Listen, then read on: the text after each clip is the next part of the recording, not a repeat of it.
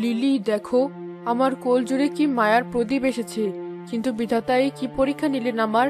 আমাদের পরিরাজ্যের সবাই চাঁদের আলোর মতো ধবধবে ফর্সা, অথচ আমার মেয়েটিও অমাবস্যার রাতের মতো কালো। রানীমা, আপনি কাঁদবেন না।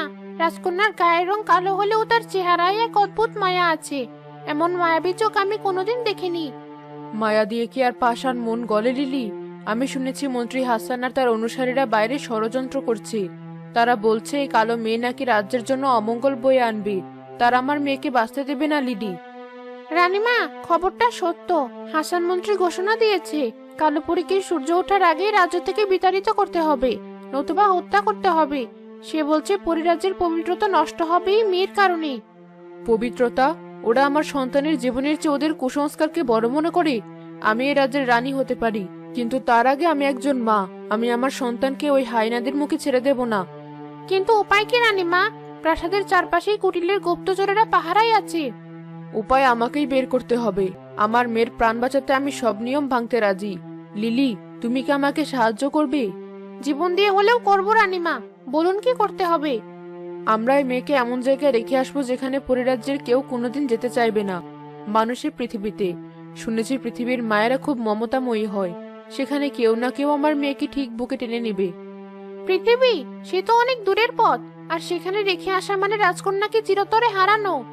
হারিয়ে যাওয়া ভালো, কিন্তু মরে যাওয়া নয়। কুটিলের তলোয়ারের নিচে আমার মেয়েকে আমি দেখতে পারবো না। চলো লিলি, পেছনের গুপ্ত দরজা দিয়ে আমরা পৃথিবীতে যাব। আমার মেয়ের নাম রাখলাম কাজল। আমার চোখের কাজলের মতোই সে আমার দৃষ্টিতে লেগে থাকবে সারা জীবন।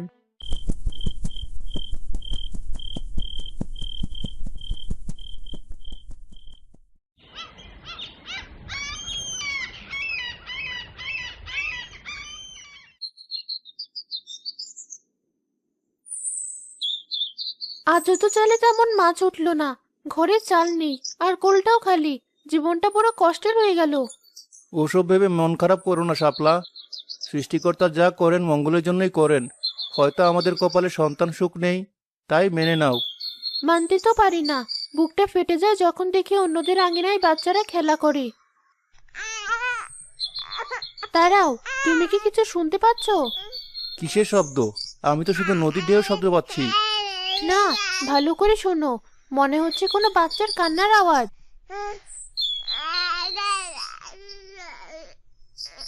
ওই তো একটা ঝুড়ি।